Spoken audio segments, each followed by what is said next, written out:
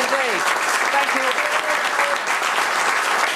Hello and welcome to Springwatch Unsprung, coming to you live from the RSPB's Minsmere Reserve here in Suffolk, and we have a fine Suffolk audience here this evening, if not a little bit boisterous, I think. Staff of the RSPB and locals here as well. Thank you for joining us. My name is Chris Packham. I'm going to be your host for the next 3 weeks on this programme, kicking off at 6:30 in the evening. Now, what's it about? If you're not regular viewers of Springwatch, this is what we aim to show you. Some of the region's most fascinating and beautiful wildlife. Undeniably cute rabbits. Frolicking in the fields. With birdsong, sometimes produced by these beautiful little wrens about to emerge from their nest, but all of a sudden there's a predator lurking in the grass. And there it is, setting off in pursuit of its prey. Perhaps that little bunny which you saw earlier. And here in the woods, the magnificent sparrowhawk. And I can tell you that this camera that's showing us this sparrowhawk is live. Live from the woods about 700 metres away down there. And you can watch these live on your screen, well, not whilst we're on now, but immediately after the programme and throughout the next 3 weeks. And our programme is a little less about the wildlife and a little bit more about the people who engage with that wildlife. That's you, because we really want to engage with you, our audience. And to help us do that, we have experts in the studio and we have a few more famous guests too. And it's my great pleasure to introduce our first two guests this evening. Now, number one is a gentleman who was a barrister, but has been very guilty of appearing on television rather a lot. He's extremely erudite, extremely eloquent, and a man with a razor-sharp wit. You might know who he is by now, but I bet you don't know that he's president of the Woodland Trust. Yes, Mr. Clive Anson.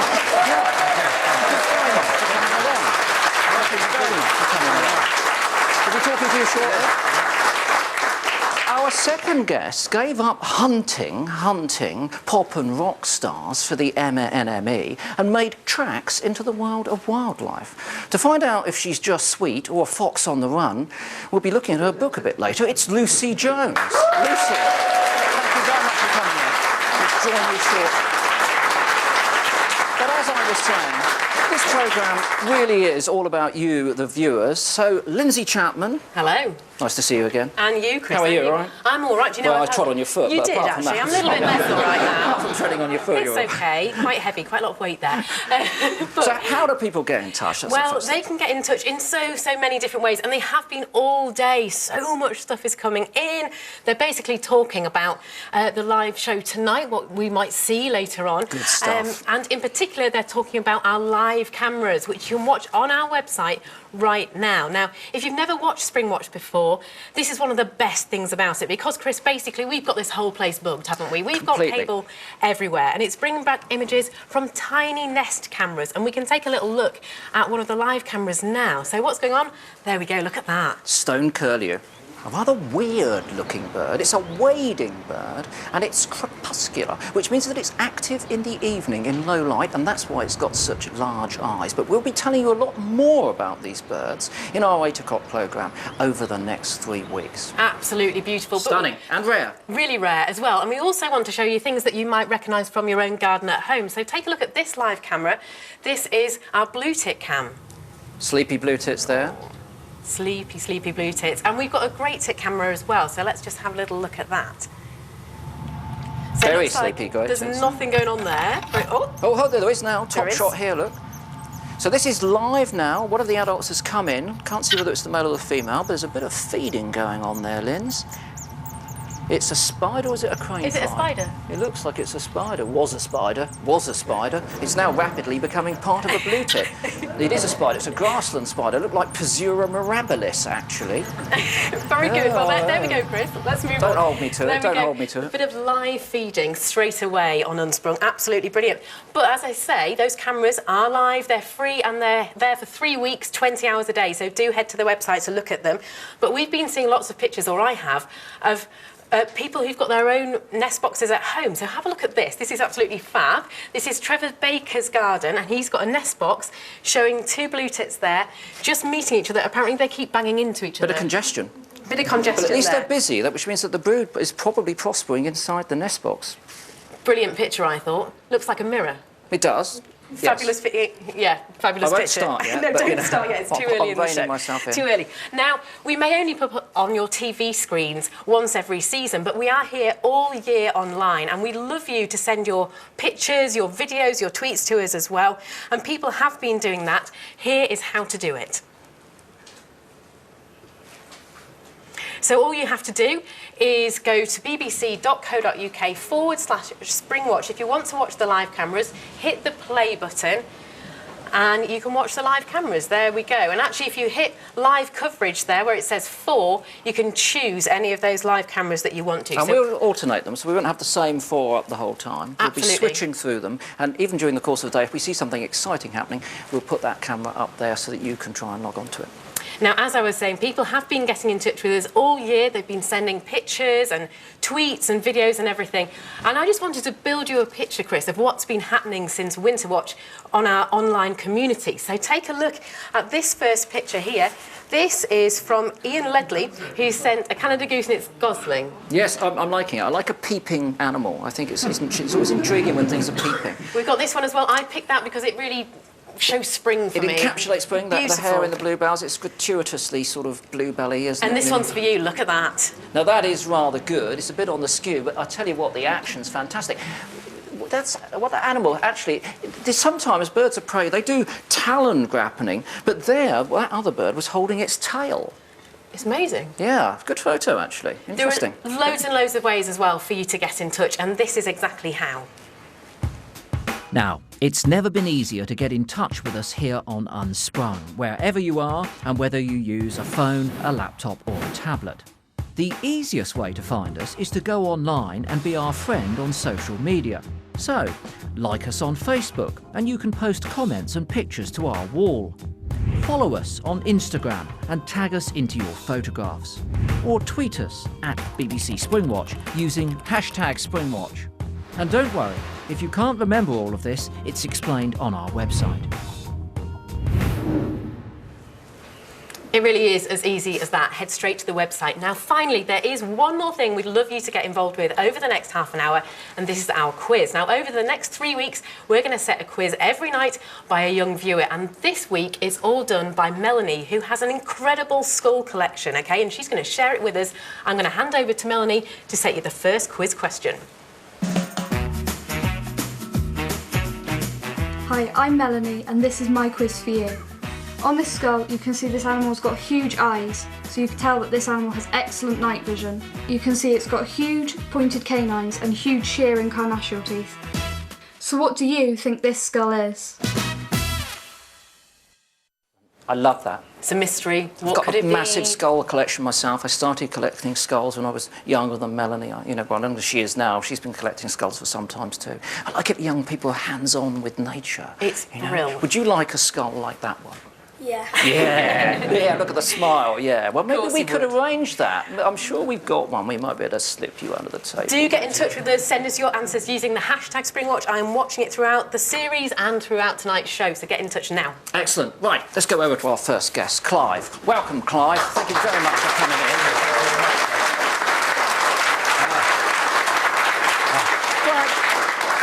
Famed for entertaining us in all sorts of chat and quiz shows. We've enjoyed that for years, but there's been another side to Clive Anderson we didn't know about. Your passion for wildlife. Yes, it's odd. I haven't got a skull along with it, apart from the skull that I'm in. Well, I'll have yours later, much later.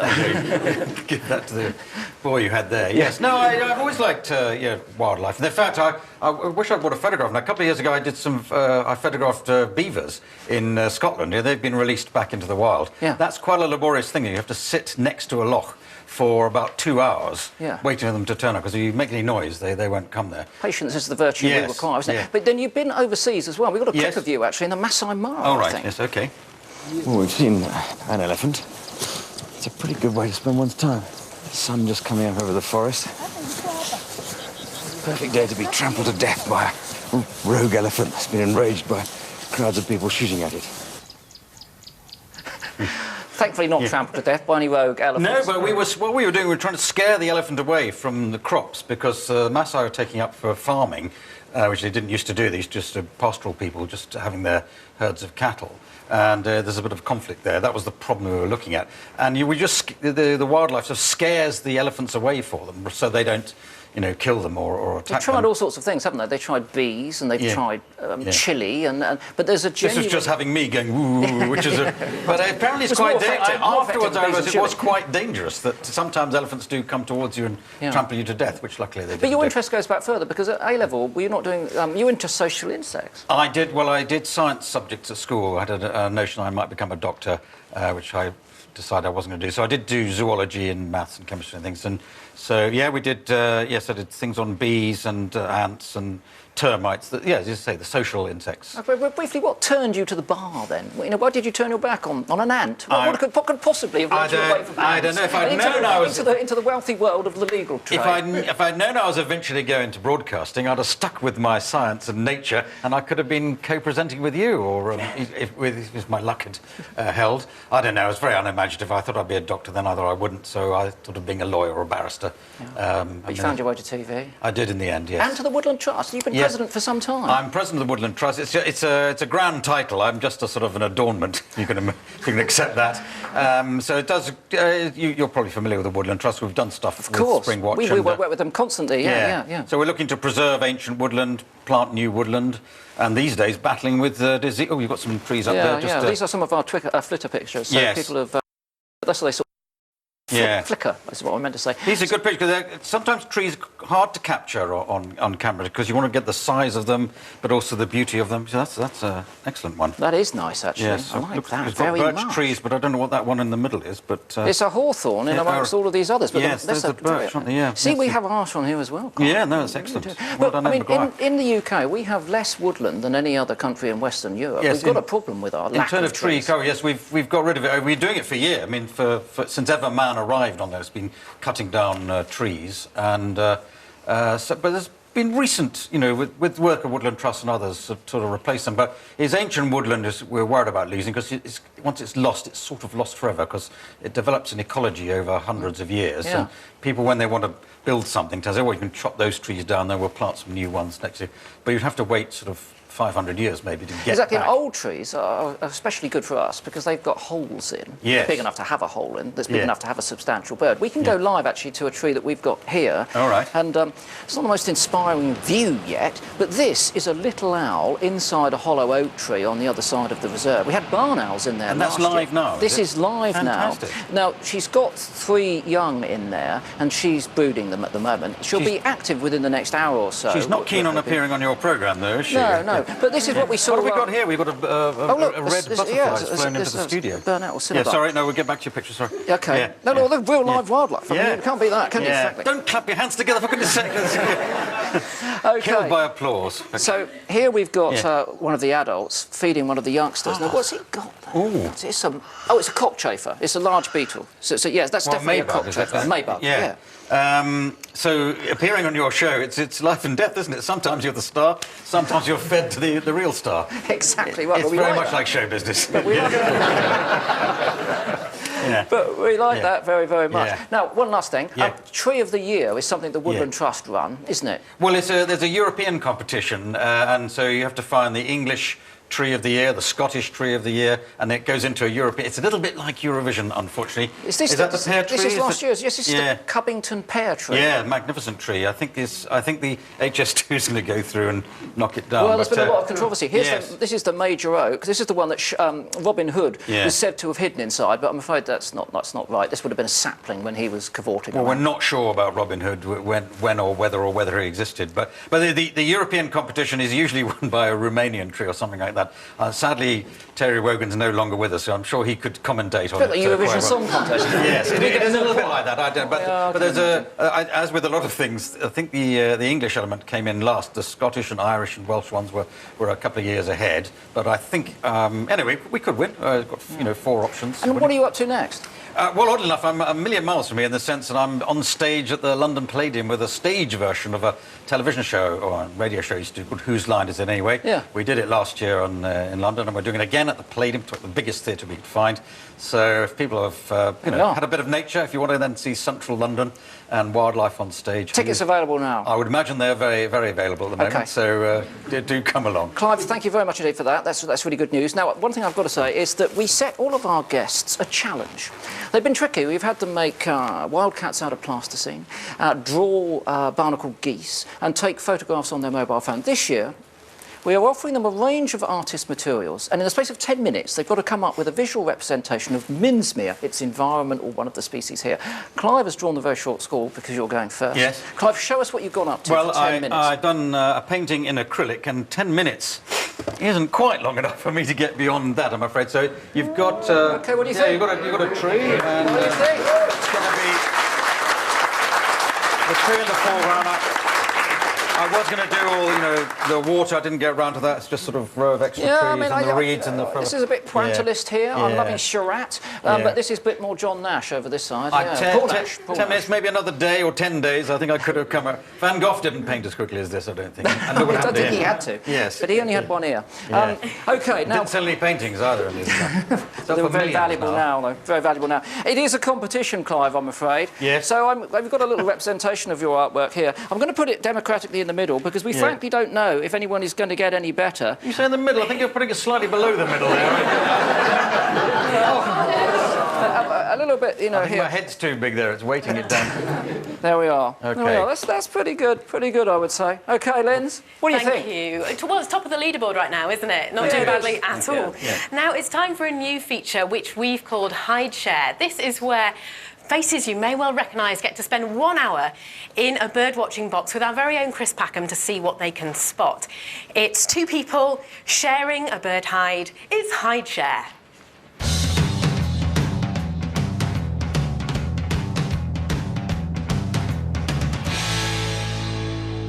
They told me I'd find you here. Hello. How are you? I'm all right. What are you looking at? I'm looking at one of your LPs, mate. Of course you are. I'm just making sure it's got no scratches. It's looking pretty good. I haven't changed a bit. Do you know what?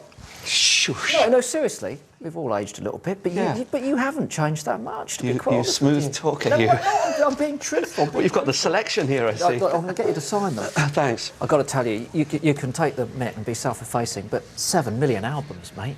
I know, it's amazing. Yeah. 7 Incredible. million? Well, I've been doing it a long time. You know, I can't believe that in 4 years I made 16 albums as a kid. Because Spitting Image always had this joke where they had me in the studio and I'd keep going, "We're walking in the air," and the voice started breaking, and someone with very large Dr. Martens would come into the studio and kick me, you know where. Yeah. The voice would shoot back up and they'd say, "Right, we've got 10 minutes before his voice breaks, that's 37 albums." And it did feel a little bit like that. Anyway, let's do some birding. Okay. Have you been here before? I have. I live around the corner. Ah. I used to bring the kids here all the time when they were youngsters. Where are you looking now? I'm looking at this black-headed gull here, Yep.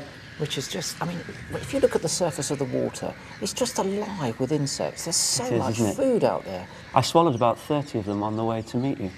Yes. Not good for a singer, you know. No, not good for a singer, but good for the birds here. Yeah. It's thick with insects, and here we are, a few kilometres from the centre of London. But look at this now. I know. You wouldn't believe it, would you? No, it's stunning, isn't it, really?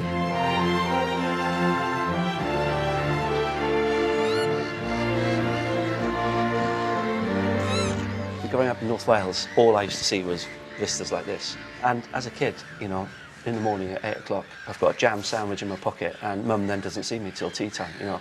And we were just out climbing trees and running through rivers and... We went out, didn't we, in those Yeah. days? We didn't sit in and watch TV. And, you know, you fall out of a tree, you cut your arm, it doesn't matter, you don't go home. Not until you have to. No. Not until it's dark. But your dad was into wildlife, wasn't he? Oh, so much so. And when he came here, he couldn't believe that we were in London. There's swift up here as well. Oh, no, I'm wrong. Actually, it's a swallow. There we are. Made a mistake. My God, I thought you were never wrong. Sorry, yeah, I know I spoke before I looked, which is a fatal mistake in the world of birding. Oh, is it? Always look first, Okay. particularly when you're squinting into the sun. Yeah. I once thought a blue plastic bag was a kingfisher, and I made someone who was driving reverse the car up a very busy road so that we could look out across the river at a blue plastic bag. Nice. I'd assured him was a kingfisher. I was only about 15, but... See, the problem is everyone believes what you say, Chris. Oh, dear. I shouldn't... There's a blue plastic bag over there. All right. Is that? Oh, that's a kingfisher. Hey!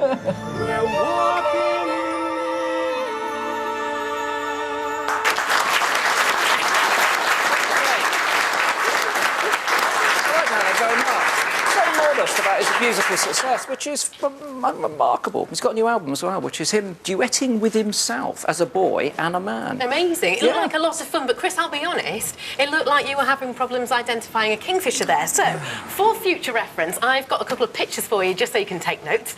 Here's the very first one. This is a kingfisher coming out of the water. So, if you look, quite easy to identify, really. It's quite a striking bird. Very striking, orange and blue. That's from Kevin Hazelgrove. Absolutely. Very fabulous photograph as well. Stunning. And have a look at this. This is absolutely gorgeous. So this is a baby kingfisher sent in by Emma Combe, and this has had over 25,000 likes on our Facebook page already. It's an absolute treat. Predictable. Everyone goes for the cute, don't they? Kingfisher for you, Chris. Fabulous, fabulous, fabulous. Let's move on to our next guest, shall we? Certainly. Lucy, thank you very much for coming in today. Do come and join us over here.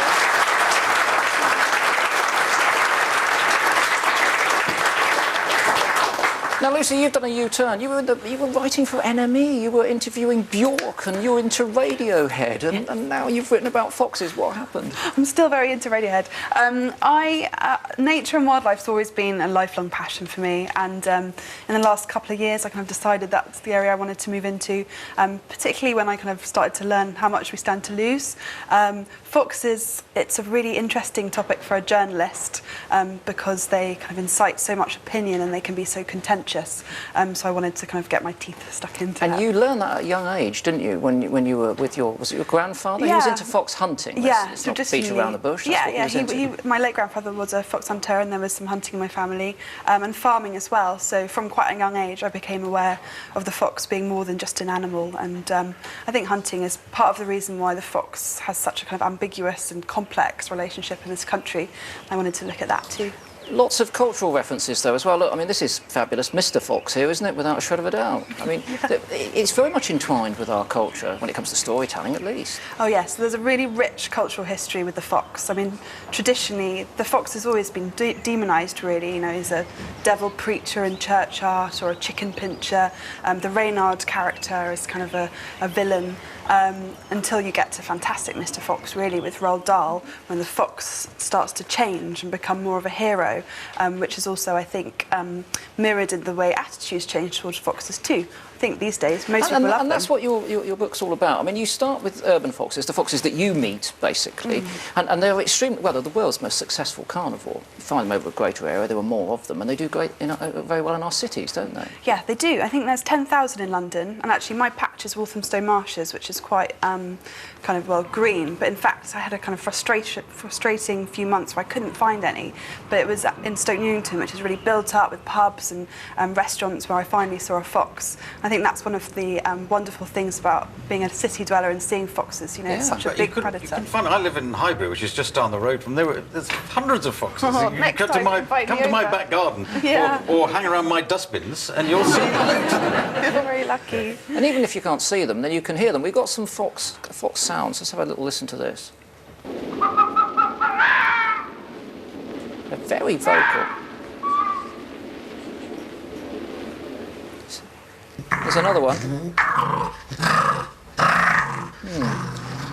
Maybe that's why some people don't like them outside their room at night. I mean, you know... Yeah, I think that was the complaint that I heard most over the last year, that people don't like that vixen scream. Yeah. It's quite chilling. Which we hear in the new year when they're in their mating. It's the mating season, don't we? Is that them actually mating, or them just chatting to when each they other? mate, Clive, Yes, it's noisy, they isn't it? actually remain in the mating process, given that we're before the watershed Yes. here. They remain in the mating process for quite some considerable time. Minutes, hours, days? What? Minutes, but Minutes, yeah. nudging to hours. Yes. And at that time they're mobile, they're moving around, so it can be quite painful. I'd be screaming without a shred of We don't want to be thinking about you in that. No. Your book is very experiential in the sense that you went fox hunting and you went with the hunt saboteurs and you've met lots of people who don't like them and many people that do. But it's very rational. For me, I mean, I enjoyed the book greatly, I have to say. Thank you. But how did you feel trying to reconcile these very polarised opinions about the animal? It was challenging at times. I mean, I wanted to approach it kind of as a journalist and be kind of as impartial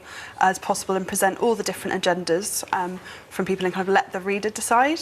That was my intention. I mean, at the end of the day, I love foxes, and my kind of motivation for writing it too was to investigate them as a wild animal and to kind of get past the myths and the rumours that you hear and kind of explore them, their social groupings, which are really interesting and complex, their breeding and mating habits, how they hunt. You've gone you've completely turned. You've gone from the enemy to like full-on appreciating the science of foxes. What a remarkable transformation. That's so good. Did you name them after your favourite bands? I mean, I should have done. No, I didn't. Look, it's a fantastic book, Lucy, I have to say. I mean, look, it's the BBC. I shouldn't be advertising it, really. Other fox books are available. That's one way we get around this. But if you're into foxes and you want a balanced view from both sides of the argument, which lays some of those myths to rest about the psychopathic henhouse nonsense and all of that sort of stuff, which people didn't ought to be believing anymore, then this is the book for you. Lucy, thanks very much. Now, you've got to, show us your artwork. 10 minutes, all the arts materials. What have you come up with? So this is inspired by me and Clive's trip today, and this is what we saw. Saw a bittern. Whoa, what do we think about this? It's pretty good. It's pretty good. Now, Clive, you did quite well. But I think I can see that. The three-dimensional aspect of that, the mixed media, as they say in the art world. And also did record the fact that we saw a bittern, which is fantastic. Yeah, there's even a little boom written on there, which I like. Yeah, pretty good. Well done, Lucy. That's really, really, really good. OK, we're running out of time, so we're just going to catch up. We've got to know who got the quiz right, of course. We've got to get to the quiz. By the way, all those pictures that we just saw of those foxes are on our Twitter, on our Flickr page, sorry. So if you go to the website, you can follow the link, and we've got so much to see on the website and on the Flickr page as well. So do go and have a little look. Let me just show you one of the pictures that's on that Flickr site now. Absolutely stunning. Have a look at this one here. This is a Flickr picture of a little weasel that we were sent in, a baby weasel. There it is. How cute is that? Oh, it's getting out of control. Those cute rabbits, cute kingfishers, and now it's weasels. But this is going to turn into a ferocious little predator, ripping the hearts out of voles. Sorry. Josh, who took that, by the way? Josh was 13 who took that, which is absolutely stunning. It's a great photo. Now, we need to get on to the quiz answer, of course. My Twitter feed went absolutely crazy. So loads and loads of people said Badger, like Starlight, Mandy, Daniels, Jules. Loads of people said Badger, Pine Martin was in there, Yorick was in there as well. But this is what it is.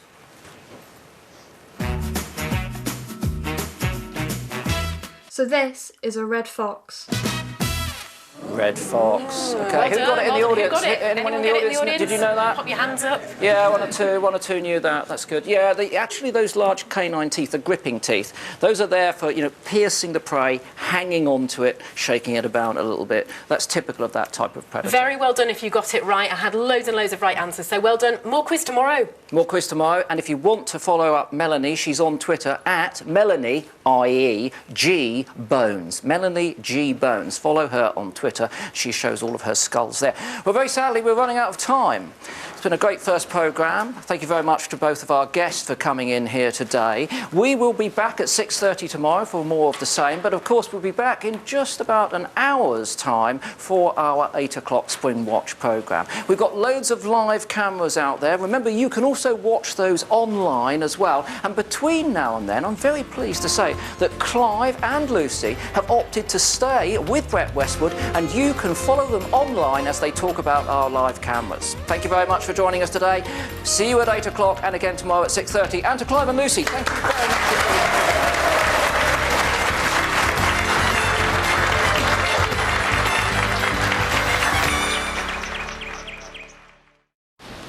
As this chilly evening creeps into the Suffolk woodland, one of Britain's most diabolical avian predators sits quietly on her nest. What a bird! Look at that. Female sparrowhawk with eyes burning bright, and it's live.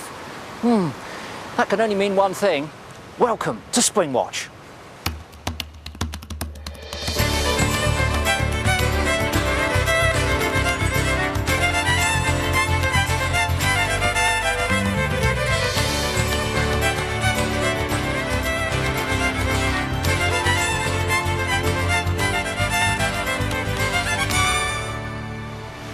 Yes, hello and welcome to Springwatch 2016, coming to you for the third year running from the fabulous RSPB Minsmere Reserve here in Suffolk. We're live tonight and for the rest of the week and for the 2 following weeks, so do stay with us. Because I can promise you, and I know I've said this before, but I don't think I've ever let you down, an absolutely cracking series. We've got some super stuff coming up and a super programme coming up tonight. Why are we back at Minsmere? Because it's a top spot. There are more than 5,500 different species here, and the reason for that is the great range of habitats. We've got the sea, the seashore, we've got grazing marsh, we've got open water, reed bed, but we've also got 330 acres of this open acid grassland, and it's a very important habitat. It's on sandy soils here, it's grazed heavily by rabbits, and therefore it's open and it's hot, and that means that we have a very particular and special set of species here. Now, if you're watching Top Gear last night, you know that they started with a Dodge Viper. Pretty impressive. Smart car, very fast. But I've got to tell you, Chris Evans and Matt LeBlanc, I'm going to raise you a stone curlew live on our acid grassland. Look at that. You can keep your Dodge Viper. Look at the eye of that bird. It's squinting now. It's having a little nap. This is about 700 metres from where I'm standing. It's incubating 1 egg, and we've been watching it now for about a week. So let's see what's been going on. The male and the female take turns incubating that egg. It's the female that's standing here, and you'll see the male moving in after a bit of squawking. Well, you know that's the male because he's got those coloured rings there. In fact, I can tell you that he is 5 years old, and he's already reared 2 chicks. The egg was laid on the 5th of May and it's set to hatch on Wednesday.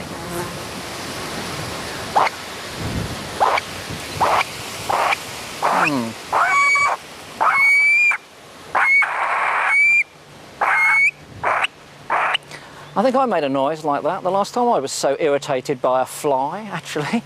Now, I mentioned those other habitats. There are a great range of them, and another one you can see behind me down there is the reed bed, the Phragmites reed bed. It's another really important habitat, and somewhere lurking down there is my good friend and colleague Martin Hughes-Games. Yes, I am, Chris. I'm down here in the watery highways and byways of Minsmere, and that is in the reed bed. All around me here, reed bed. Now, it's a huge area. It's 160 hectares. It's one of the biggest reed beds in the country, and it's here that some of the most spectacular denizens of Minsmere choose to make their homes. And we've been watching one of those. It's a reed warbler. Look at this, we caught it building its nest. In fact, it's the male and the female. They work together. I've never understood how they weave so intricately in among the stems using just their beak. How long do you think it took that pair to build that nest, to finish it? What do you reckon, about a week? Well, actually, I asked our wildlife team just before we came on air, how long did it take? They said to me, less than a day. They do it in less than a day, or less than 2 days, certainly. I'd have thought much longer than that. So anyway, this is the reed bed. We're going to be investigating that. We've got the grassland, the reed bed, but there's another beautiful habitat, and that's where you'll find my beautiful colleague, Michaela. Martin, I'm in the woodland, which is a very sensible place to be right now. It's very windy. It's a lot more sheltered than the reed beds where you are. It's also another vital habitat for wildlife.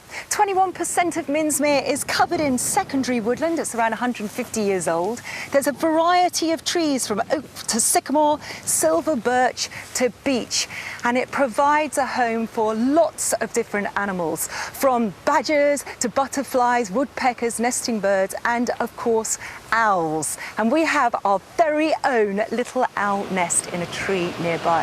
It's actually in a hole in an oak tree, which interestingly enough was used last year by the barn owls. Now the adults brooding, you can just see the chicks peeking out underneath. There are 3 of them and they're 10 days old. We can't really see them very closely there, so let's have a look at a close-up because they really are adorable. There are 3 little chicks there. One of them's a bit smaller, but look, this is the adult, very curious adult. Looks a bit starstruck by the camera, but it soon settles down, gets used to it. And both parents are being extremely diligent, feeding throughout the night, peaking between about 8:45 and 9:45. But all 3 chicks so far seem to be doing very well. They're getting very active, and it's going to be very exciting to see how they grow and develop over the next 3 weeks. So that gives you just a taster of what we've got here at Minsmere. But let's just remind you of where Minsmere is. Here's the map. It's well, if you travel about 2 to 3 hours, sort of up from London, it's on the coast here in Suffolk, and there we go. There's Minsmere. But of course, we're not just focusing on what's happening in spring here at Minsmere. We've got our camera teams filming all over the UK. From the heart of the Suffolk countryside to our towns and cities,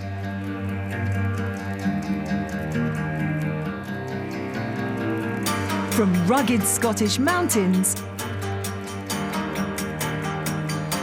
to the islands of the Northumberland coast, we're watching spring in all its glory right across the UK. This year, we want you to be involved as never before. You can share with us your spring sightings, and there are volunteering opportunities right across the country for you to get involved with and do something great for nature. We'll be covering some of the rarest, most iconic animals in the country.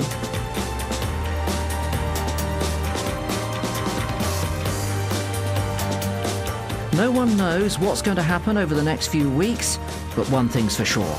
We're going to bring you all of the action. We're going to bring you all of the drama as it happens.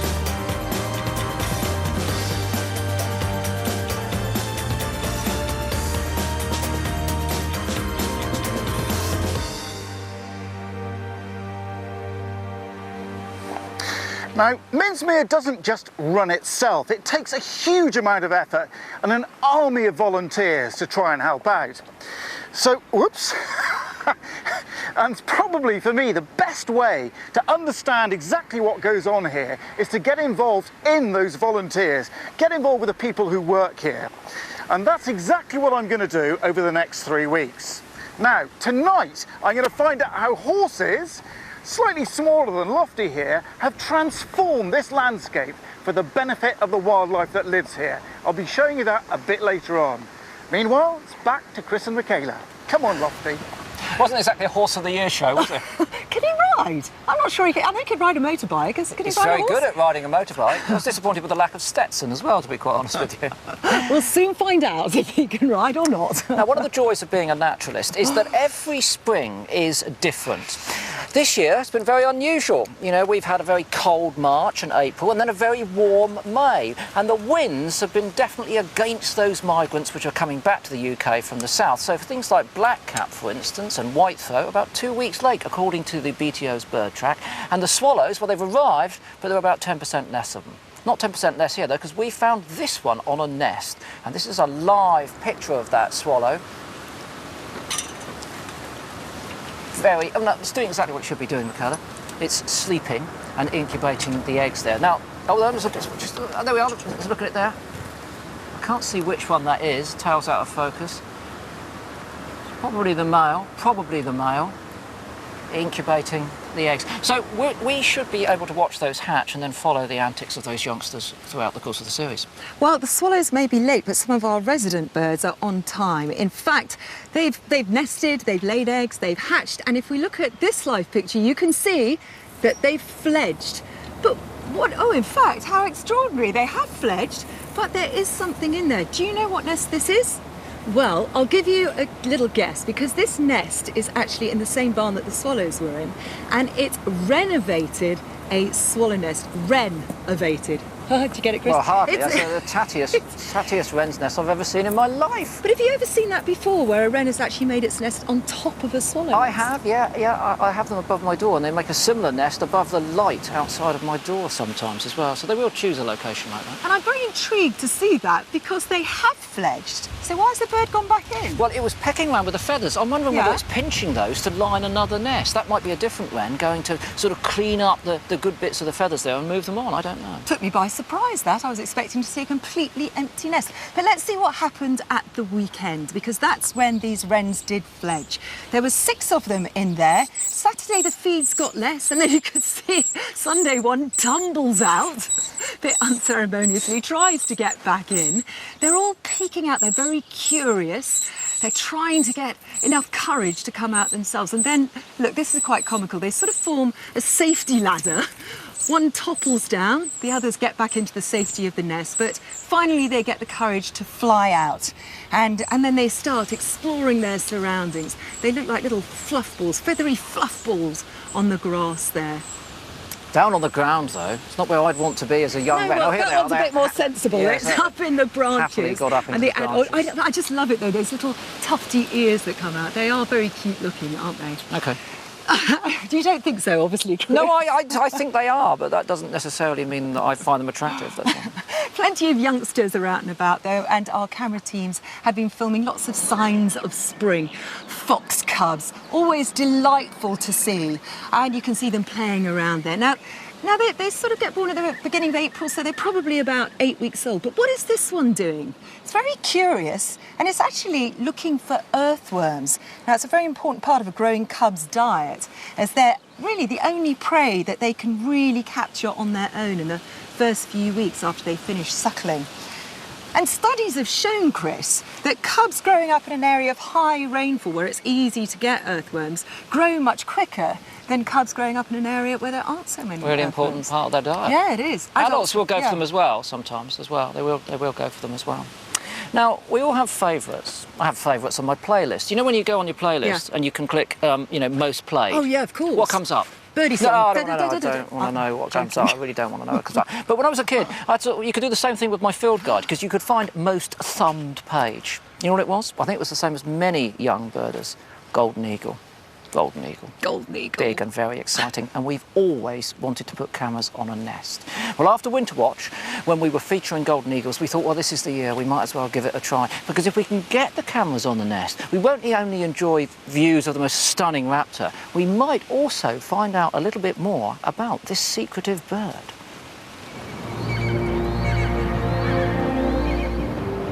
Our mission started back in January. Golden eagles only nest in the most remote parts of Scotland, in some of the most inaccessible locations. But we were joined by eagle expert David Anderson. Wow. Oh, what a truly exciting moment, David, thank you. No problem. It's my first golden eagle's nest. I've stood beneath one many years ago, but I've not looked into one. I'll tell you what, I've got to do it, if you don't mind, because this is going to be the only chance. We're not going to come back, because the birds will be here soon. Oh, yeah. What about that? And look, some bones here. Bit of... Yep. Look, isn't that a fresh branch on there? Yeah, that's a fresh branch. They've just started. So she's definitely brought that in, it's not fallen? No. No. Does it get much bigger, Dave? Do they add much to it? Yeah, they're going to build the nest up about nearly a foot, and then they're going to have a really lovely cup in there.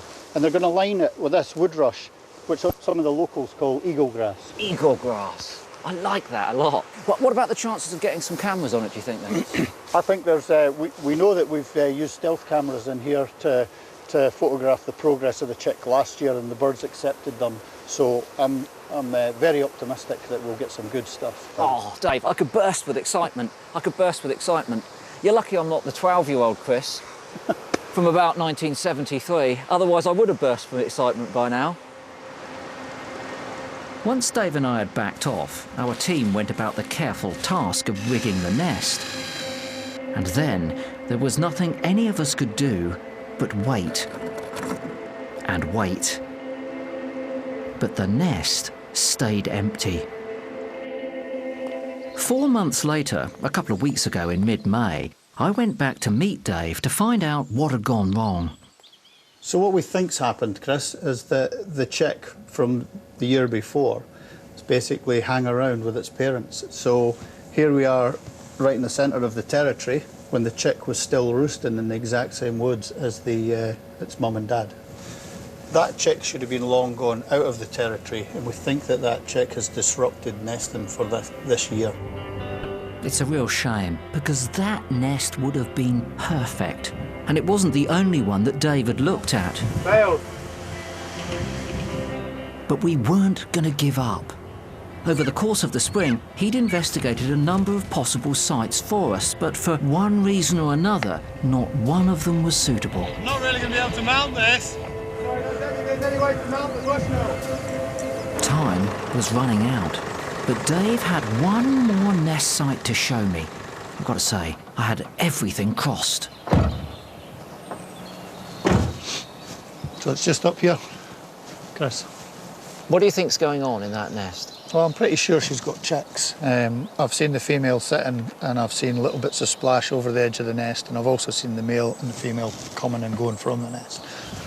I'm really hopeful that this is going to work out. OK. I'm praying for the right size chick and the right weather. Yeah. I wish I could be here. But then again, looking at that climb, maybe I don't.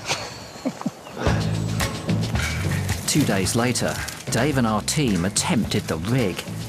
And I was right. The nest was a very long way up. The climb alone took over 2 hours with all of the equipment. But if this was successful, then it would all be worth it. Well, we worked very, very hard. You did, Chris. We did. You we did. But there's no point in all that trouble and strife unless you get results. So the big question is, did we get results? Well, all I can say is, brace yourselves. Get the defibrillators out. Get ready to mop your brows. Because here's what we got. Look at this. Oh, what a gorgeous bird. Are you going to rub your thighs? I might do, actually. No one's going to see it. Well, have a little secret thigh rub. What a bird. Look at that. What a picture. Apart from that bit of grass. Thing is, has she got anything in the nest? A nest with nothing in it? Well, it's largely pointless, isn't it?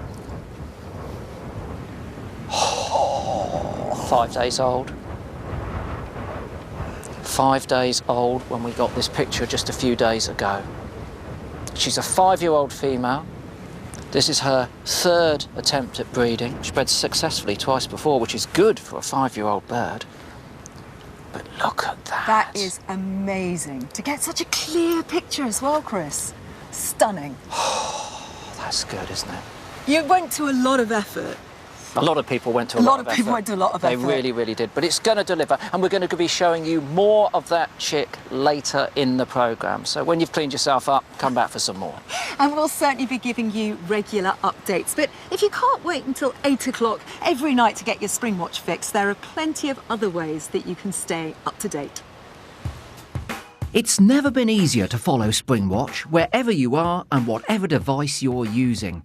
By going to the Springwatch website on your laptop, phone or tablet, you can enjoy Springwatch live at any time of day.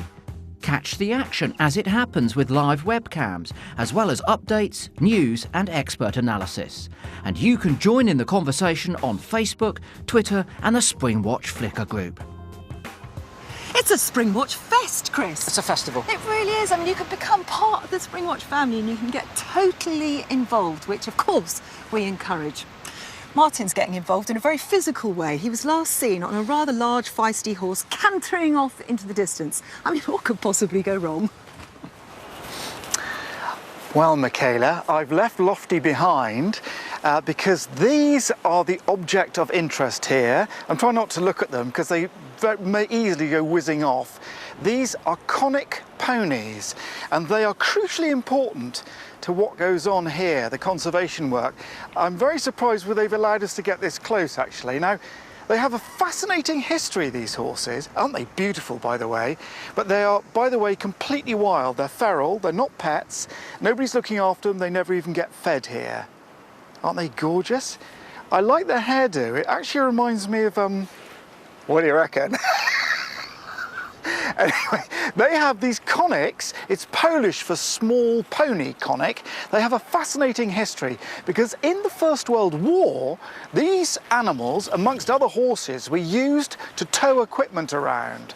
And of course, the conditions were terrible. The mud, the awful water, the slurry, and the horse that everyone wanted was the conic because they were super tough. Very, very strong animals. So I'm slightly distracted here.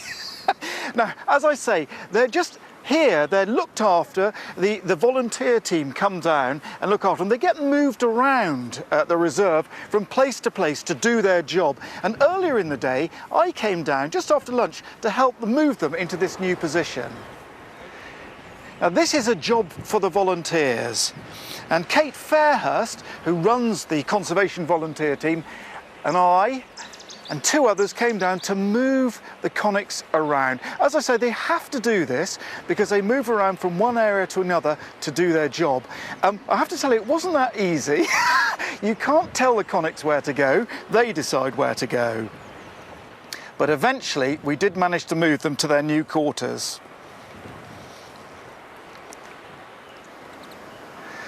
Okay, so they're checked on every day to make sure that they're healthy. They look absolutely fabulous. But what is it about these conics that actually makes them so useful? Well, it's the very same things that made them so useful in the First World War. Now, first of all, it's the way that they eat. Let's have a look at this. They look gorgeous, don't they? They can survive in that sloppy water.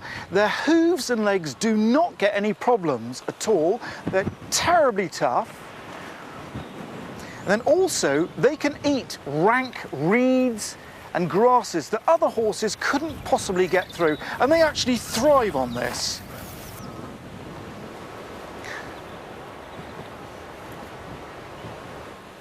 Absolutely gorgeous. Thanks for hanging around, chaps. Now, just over the other side of where I'm standing now is an area that these conics have been for a year. And we're going to go over there in a second and see how they have transformed the environment to the benefit of all the wildlife.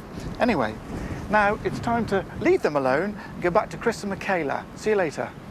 I like that. I like an animal that works for nothing for conservation. It's a volunteering animal, though. It's a beautiful animal as well. Yeah. I know you like that, and I know you like a drama, Chris. And there is a woodland drama worthy of Shakespeare going on in these very woods. What do you mean? What do you mean? It's like great tits, wherefore art thou, great tits? Well, is that what it is? No, it's actually wherefore out they in this particular instance, because they're over there. Both of the nests, they are tits, you're absolutely right, great tits and blue tit nests. And they're over there and they're both going through a bit of hubble bubble, toil and trouble. Oh. They are. No, seriously, they're having a real struggle for survival. Let's take a look at them. This is the first nest box. And if we look inside, we can see that it's home to blue tits. And they're about a week old. Just very near there is the other nest box. Let's have a little look at that. The nest box, and if we go inside that nest box, there are great tits. And they're just 4 days old. Now, it's interesting because both birds laid 13 eggs, so we thought it would be fascinating to compare them and see how they both get on over the next few weeks. Well, as I say, they have had a bit of a struggle for survival. Let's see what's happened so far. Let's start with the blue tits. As I say, 13 eggs they started with. 4 hatched about 7 days ago. You can see 3 there, another one did hatch. That's the female coming in. It's a single parent. So she's having to work extremely hard. 6 days ago, 9 out of the 13 eggs had hatched. But as I say, this poor female is working extremely hard. And look, she's come in, and I don't quite know what's happened here, but she's sort of trying to feed, and that little one gets stuck and dragged out the nest and doesn't get a feed. It goes to the larger chicks. Now, as I say, today, unfortunately, there are only 4 chicks left, and that poor female looks absolutely exhausted. We say we think it's a female because it's slightly duller than the male, and also you can see it looks a bit shabby, doesn't it? Which is more typical of the female at this time of the year. But let's have a look at how the great tits have been doing. As I say again, 13 eggs they started with. They started hatching 4 days ago. You can see the mother is helping that little chick get out of the egg, and then it's doing something very sensible. It's eating the egg, which provides it with a bit of calcium.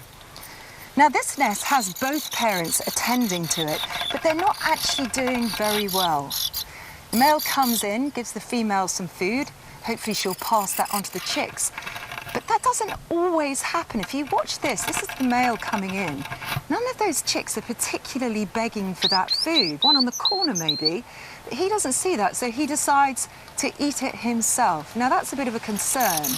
This is interesting. The male is now struggling to get into the hole of the nest box. So what does he do? Well, he does a little bit of DIY. Good impression of a woodpecker there, and he seems to be trying to make that hole a bit bigger. That's quite extraordinary, isn't it? But anyway, today, out of those 13 eggs and 9 that hatched, only 5 chicks remain, Chris. So, I mean, with this weather as well, it's going to be really interesting to see how those are remaining. It's 4. It's cold. With the blue tits, 5 with the great tits, and they're really going through a bit of a bad time. Well, it's cold. It's now windy. It's going to rain. That will wash the caterpillars off of the tree, and that means that they'll be accessible to blackbirds and robins, but not the blue tits. So the next few days, I think, are going to be tough for those animals, particularly the blue tit with only 1 parent. But you know that male great tit? I don't think it's a case of him having eaten all of the caterpillar pies. No, I don't. But they pack round the entrance like that quite commonly, around the inside and the outside of their... Why do they do it then? Well, I think it's sort Marking territory, maybe? Yeah, customising it slightly, maybe, but they do it throughout the whole breeding cycle. Thing is, those birds are just down over there in a piece of woodland. They're about 55 metres apart, those 2 nests, but 170 metres from the blue tit and just 115 metres from the great tit sits their arch nemesis, the sparrowhawk. Let's go live. There she is. This is the female on a nest that she's made for herself. And of course, these birds feed on other small birds. So are those great tits in peril? Has the male disappeared because it's now part of this female sparrowhawk? This is what we've been watching over the last few days, because we've not only seen the female, we've been watching the male as well. He has a plucking post. Oh, here we are back at the nest. So here's the 5 eggs that she's got, typical markings there. And Michaela, every time she comes back, she calls before she sits down on them. And I think she's talking, in inverted commas, to the chicks inside those eggs. You think they can hear? They can definitely hear. And I think that in the later stages of incubation, she can hear them too.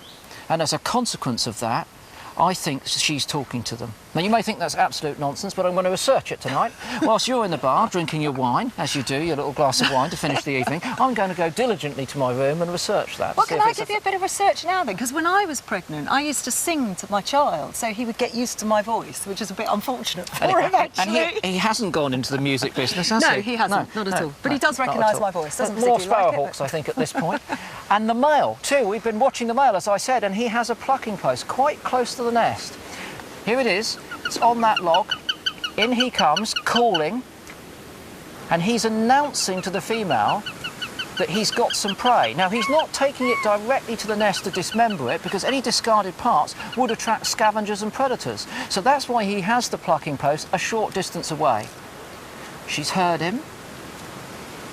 So she gets up, has a little stretch, and then she drops down. Now watch this. She's considerably bigger than him. In fact, he's terrified of her. So he soon gets out the way, but he takes advantage of the fact that she's off the nest to go and have a sneaky peek himself and to bring another stick back to it. So this is the male, but he doesn't loiter because he knows full well that as soon as she's feasted on the food that he's provided for her, she's going to come back. Watches him leave, I think, and then look at this. In she comes. Drops a little piece of bark, calls again, like I said, perhaps talking to the young in the eggs, and then she settles down back onto them. What about that? Incredible. I mean, that is incredible to have the plucking post and the nest so close and cameras on both. Yeah. And So to be able it's to going to be see a the treat, isn't it? interaction. And of course, we're going to be watching these throughout the series. The eggs will hatch, we hope. We don't know when they were laid, so we can't tell you exactly when we think they're going to hatch. But when they do, I think we're in for a treat. What happens to those great tits and blue tits? Well, I'll have to see. I have to say though, Chris, sparrowhawk, golden eagle, what more could you ask for? A-list sexy birds, aren't they? Absolutely amazing. But of course, we're not just following the fortunes of birds here at Minsmere. We're also going to explore one of the most extraordinary seabird colonies in the world. It's remote, it's rugged. Where is it? Well, it's about 5 hours north of Minsmere.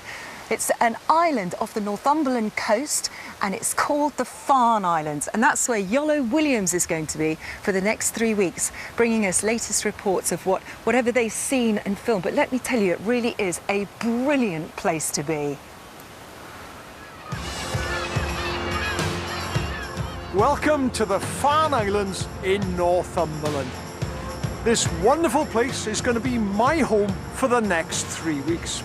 Now, originally the Farnes were connected to the mainland, but towards the end of the last ice age, they became cut off, and they've been pretty much isolated ever since then. And what you get out here is an incredible diversity of geology and, of course, the wildlife. And it's this magnificent wildlife that you see all around me that I'm going to explore while I'm here.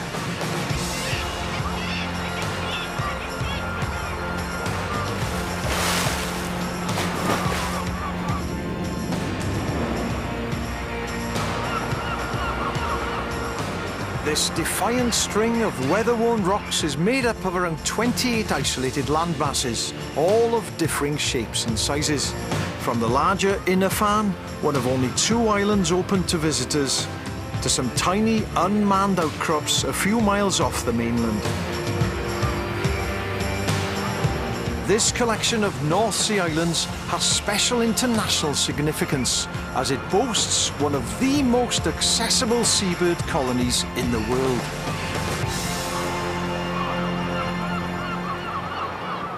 Here in spring, as the days grow longer and the temperature rises, the islands are transformed from relatively isolated, lifeless outcrops to this. A crazy cacophony of both sound and spectacle.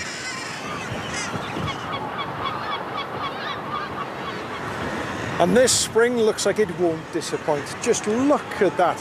Right now, hundreds of thousands of seabirds are gathering here from all over the world in order to breed.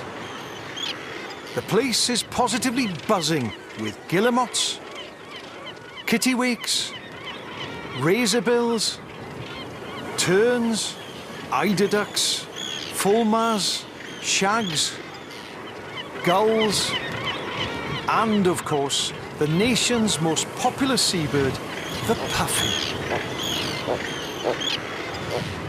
I do like puffins. Some of these birds you see here will have spent the winter months maybe in the Mediterranean. And then the lesser blackback gulls that breed here, they will have come from further afield, maybe as far as North Africa. And the Arctic terns, incredibly, will have spent the winter months all the way down in the Antarctic. Many of these birds will have travelled thousands of miles just to come here to breed. But why come all that way? Well, one thing I can tell you, it certainly isn't for the sea view. After a relatively mild winter, not to mention a very wet start to 2016, which saw twice the average amount of rain here in the Farnes, the moon has now kicked off some pretty hefty spring tides, and the sun is finally starting to warm the land. And it's not just plant life that's blooming, but the plankton too. And once you've got plankton, you've got sand eels.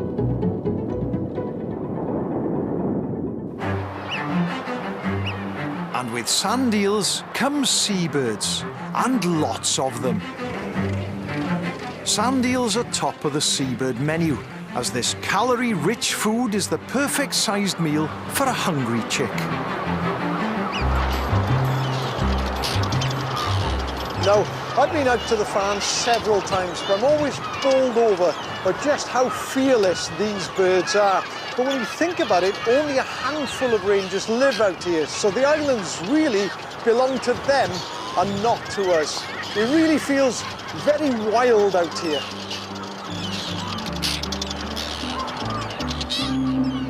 What's more, I've been told that it can go from glorious sun in the day to thick fog or storms with winds of up to 60 miles an hour overnight.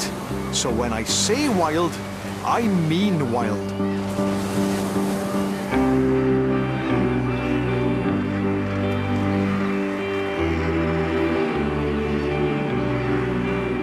During the next 3 weeks, I want to explore why, for these special 4 months of the year, the seabirds choose this predictably unpredictable location to be their home. We'll be using dedicated nest cameras to try and capture the behaviour of some of these devoted parents. There's just so much to marvel at out here. Now, I'm going to be following some of these characters over the next few weeks as they try to breed and rear their young. But I've got no idea what's in store with so many birds. And of course, you throw into the mix the unpredictable Northumberland weather. Who knows what's going to happen? But one thing's for sure, there's going to be an awful lot of drama. And tomorrow, I start with everyone's favourite, the star of the show, the puffin. I can't wait to see more of those amazing wildlife up there on the farms, and obviously more of Yolo's hat. It's splendid. Now, here we are, the other side of the Reen from the Conics. The ponies are over there. This area is known as the Conic Field, and those ponies were here for the whole of last year, and it may not look like it, but they have transformed this entire landscape. We've been down here over the last few days filming some of the creatures that have been feeding down here. There have been lapwings probing around in the mud looking for insect larvae. Whole family of grey-lag geese, little youngsters eating the weeds there. And of course the swans again eating more of the weed in the shallow water. Has to be shallow and open. And here's an egret fishing there, and fishing very successfully. Look at that. It's got it. And here we filmed otters down here as well. A sure sign that this is a wonderfully rich habitat. Okay, it is a great habitat, but what exactly have they done? Well, come with me, let's look at this. They've managed to eat off the tops of all these reeds and rushes here. Now, if they hadn't have done that, they'd have grown up, and it'd be like over there. They'd be absolutely covered, choked with reeds. So that's the first thing that they've done. Now, they've also been able to go out into the water. Remember in that First World War, why they were so desirable? Their hooves are absolutely brilliant. So let's go out here and become a Conic's horse. There we go. Now let's see, down here, we've got all sorts of delicious, look at that, full of insects and larvae, perfect. Delicious food. It's slightly smelly, I must admit, but that's absolutely lovely. Well, the sort of things that would be in there, let's have a look. Let's have a look, what do we got here? We've got some insect larvae. I don't know if you can see them. There's lots of little nymphs there, water beetles, caddisfly larvae, all sorts of things, perfect for little ducklings and other creatures to feed on. And here, of course, the next step up the chain, we've got young sticklebacks here. So that's the sort of thing that, you know, larger birds, egrets and things like that would be eating. Let's let them go and go and breed a little bit. They could be relations of Spinus Sai, who knows? Okay, that's that, thank you very much. So that is what's going on out here, and the Conics have done all this and opened it right up. And we'll be keeping an eye on this. Shall we try and get back a little bit? Lovely. We only tried that. That's the first time we tried that, and we didn't know how deep it was, and we thought we might all go in. But we were all right. That's lovely. Okay, so that is the transformation the conchs have made. But they've done that for lots and lots of wildlife here, but there's one special creature that they were brought in to try to help. That is the bittern. Now, people will come from all over the country to Minsmere to see the bittern. When the conchs arrived, there were just 7 calling males. Now, that number has doubled. So, it has been fantastically successful. Oh, what's he got? I hope that's not spineless sigh. So the RSPB are convinced that those conchs have made that transformation. Amazing stuff. Right, now we have never managed to get our cameras in on a heronry. Now herons nest high up in trees, which is always a bit curious. And there's a huge heronry down in Somerset, quite near me. They're very early nesters, so we managed to get our cameras in there way back in March.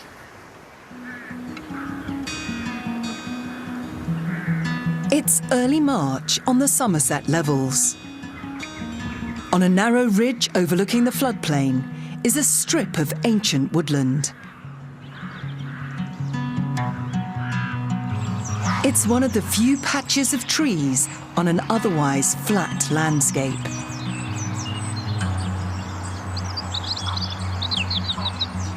Winter is yet to loosen its grip. The trees are still bare.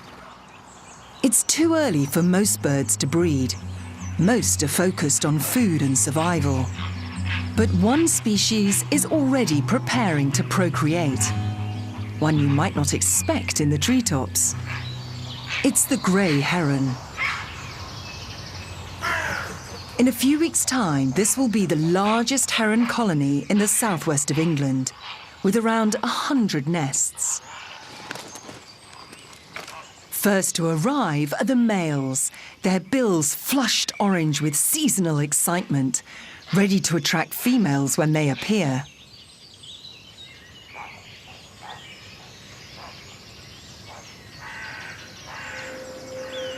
The herons have good reason to breed early. This is when our fresh water comes alive. There are frogs in their hundreds. With their minds set on spawning, they make easy targets.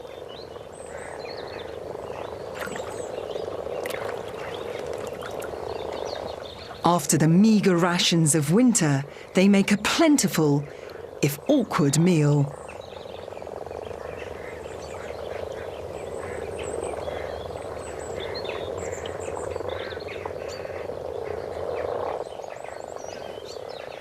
Bolstered by this amphibian feast, the females arrive at the nesting site in good condition. Now they must pick a mate. By mid-March, 85 nests are already in use, but all at different stages. Herons don't all breed at the same time. Each pair chooses when to start, taking their chances against the unpredictable spring weather and food supply. In the thick branches of an oak, one pair already has a clutch of 4 eggs. Each parent takes turns to incubate for 12 hours at a time. In the ivy, this pair started much earlier. They already have 2 young. These chicks may stand a better chance of surviving this cold weather. But will the parents be able to find enough food this early in the season? Up in the canopy, this male is only just beginning his extravagant courtship display, starting with a piercing yelp to attract attention.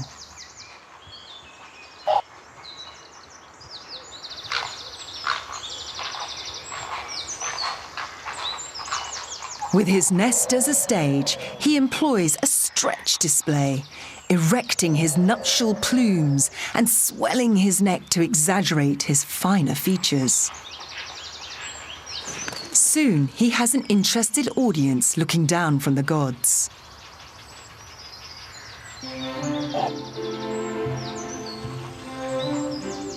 Each female is judging him on his performance.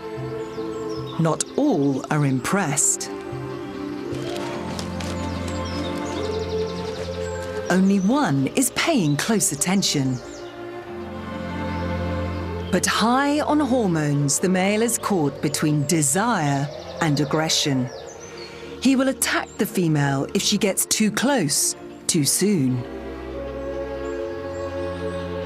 It could be 4 days before he allows her near. She must be patient.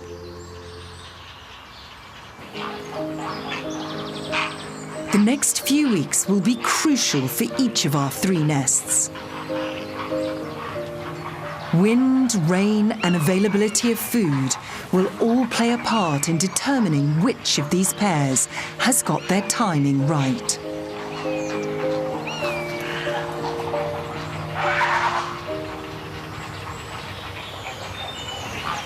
That was episode 1 of our week's Heron Diary. So join us tomorrow when we'll be following those 2 nests to see if those eggs hatch. Fingers crossed that they certainly do.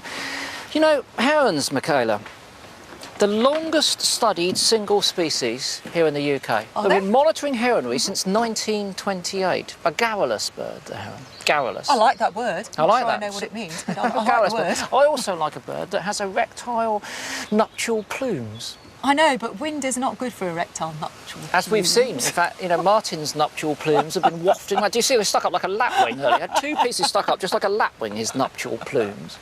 I'll tell you what, though, those herons, I mean, we saw in that film, they really do gamble on when to start their nests. And inevitably, because they stagger their nesting, there will be winners and losers depending on the weather. You know what, Chris, what they could really do with? They could do with a reliable weather forecast. In fact, they could really do with their very own Nick Miller. Michaela, it would be a brave heron that gambles on this week's weather in eastern England. Cross your legs, hold those eggs in. The forecast coming up. First, a look back at some of spring so far. This was just a month ago. This would have been a shock for those early arriving spring migrant birds. But jump forward to the 9th of May, we had heat near 28 Celsius in Highland Scotland. No heat like that in the foreseeable. A lot of rain, though, coming into eastern England overnight from this area of low pressure, turning things stormy.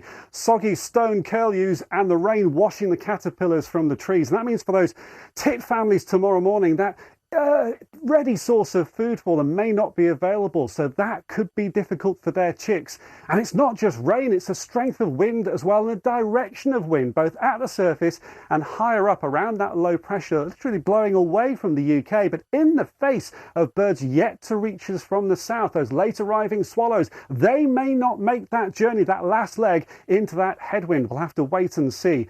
Throughout this week, west is best for dry, bright weather in the UK. Northern Ireland looks lovely, but for you at Minsmere, what you have now is what you'll keep. Look at the temperature, look at the wind and the cloud. I'll do you a favour. I'll leave you with a picture of the blazing sun. I'm afraid that's the closest you're going to get to it this week. Hopefully all the wildlife will give us all the colour we need.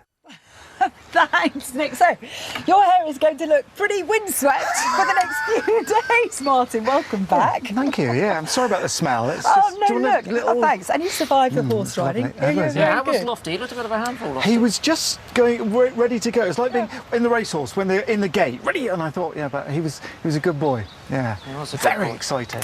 Now, one of the nation's favourite animals, lots of culture, lots of folklore, but an essential player when it comes to the ecosystems of the UK is, of course, the badger. But it's not an animal that's terribly easy to get to know. Of course, it's nocturnal and it lives underground. Presents a couple of difficulties.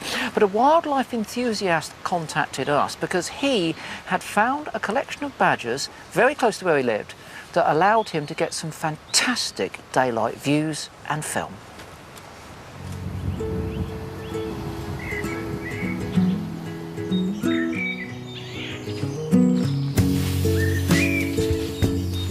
My name's Richard Hopkins. I'm a consultant radiologist. My job is quite image-based. I analyse MRI scans, CT scans, trying to make a diagnosis about illnesses, cancer or other conditions. I find my job fairly stressful. So filmmaking, it's complete escapism. It's being often on my own, in beautiful surroundings, just being in the moment of filming what's in front of me. The wood is beautiful. It's a photographer's paradise. Dappled sunlight in the evening and bluebells, wild garlic. It's really a lovely place to go and photograph. I've been interested in natural history and badgers in particular since I was at school. Whenever I was out looking for wildlife and badgers, I always had a camera with me, and it was about getting the perfect picture. The elusiveness of the badger is definitely part of the appeal. They're shy, they're nocturnal, they're quite difficult to find, and they're very secretive, so if they're aware of your presence, then you can't photograph or film them. When I first started photographing the current group, they were quite cautious. They'd come out late at night. They wouldn't show any real natural behaviour. But after a number of visits, they'd behave naturally, grooming, digging, dashing around with young cubs.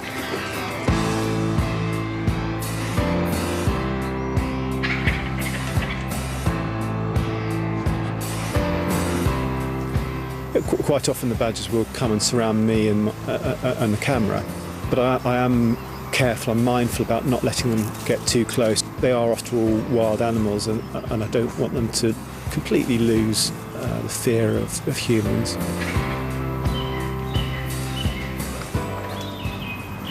I first saw a cub this year in the second week in April. Quite cautious and just hanging around the skirts of the mother, and then disappeared back into the hole quite quickly after he came out. To look at, they're very different. So they're smaller, they're quite fluffy. They often have this particular behaviour called piloerection, when all the hair stands up on end and they look like little hedgehogs running around the place, and it's to make them look as big as possible and a bit more frightening. One of the behaviours I've filmed quite often is lying right on their back and scratching their tummies. There's a particular male yearling badger which seems to do that quite a lot.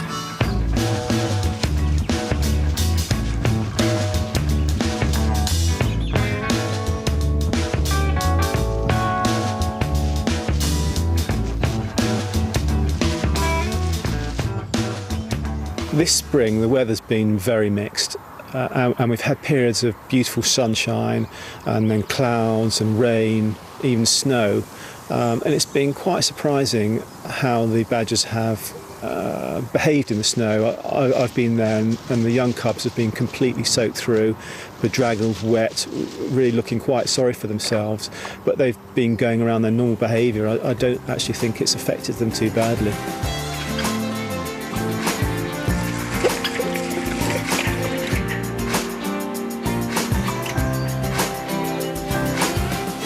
What I love about filming and being in the woods with the badgers, it's definitely an antidote to a very busy, quite stressful medical job.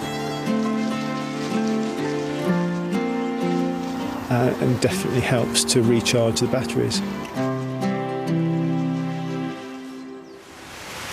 What a delightful scene. I love the scratching badger. I can scratch my own badger. Look, I've got a badger t-shirt on. I don't want to see you scratching your chest. A little bit more scratch. And in fact, it's something you can all do. Not obviously, you can't all scratch my badger, but it's something you can all do. You can all find your own sanctuary, somewhere where you can get away from the stresses and strains of life and relax a little bit. I bet you've got somewhere where you go, a little sanctuary. I have. I go away to enjoy myself quietly in the garage.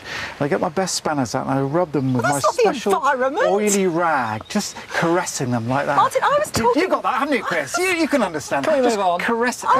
We really must move on. Earlier in the programme, I promised you more views from that extraordinary eagle's nest. Remember there's one chick, it's about 5 days old, female's there feeding it. Look at this. She's got some prey. And remember, this is a huge, powerful, aggressive predator armed with that massive hooked bill. And look how delicately she tears up these tiny morsels of meat and offers it to that youngster. Oh, that's amazing. Absolutely beautiful, isn't it?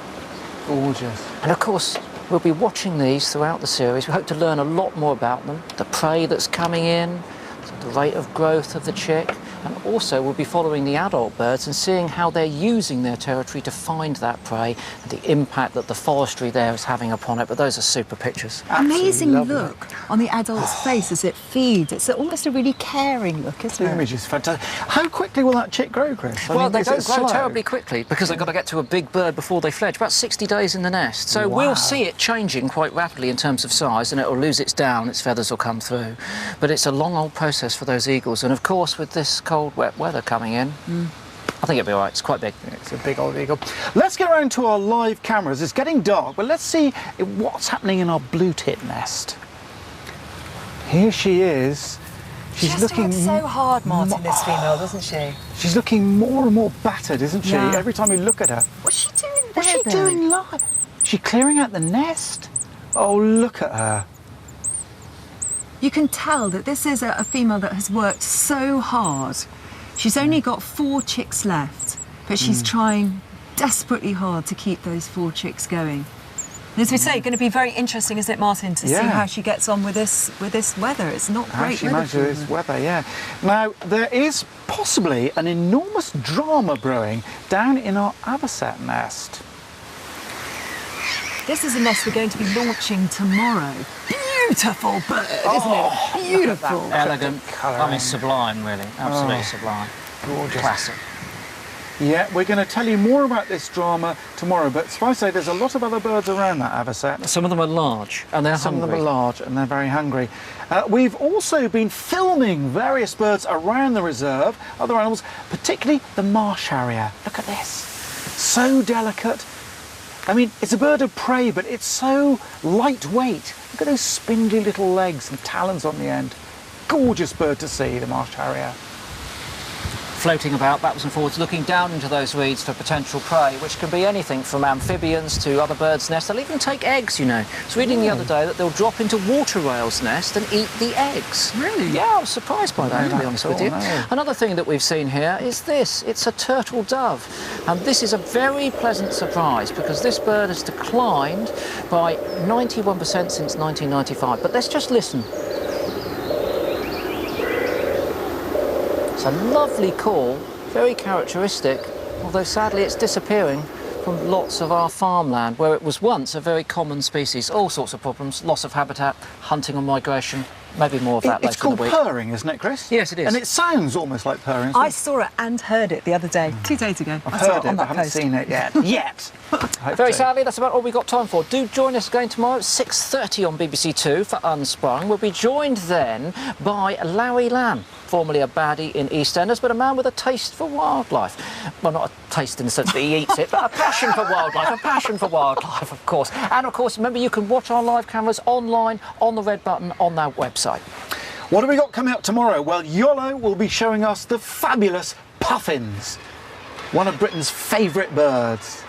And we'll be following the futures of our 3 adorable little owls. The fortunes even, they Here she really are is, cute. our woodland demon, the sparrowhawk. More of her too. Hopefully we'll see the male. We will. We've had a wonderful first day. We very much hope you'll join us tomorrow. We'll look forward to seeing you then. So, good We'll night see you for then. now. Thanks a lot. Bye-bye. Thank you. Good night.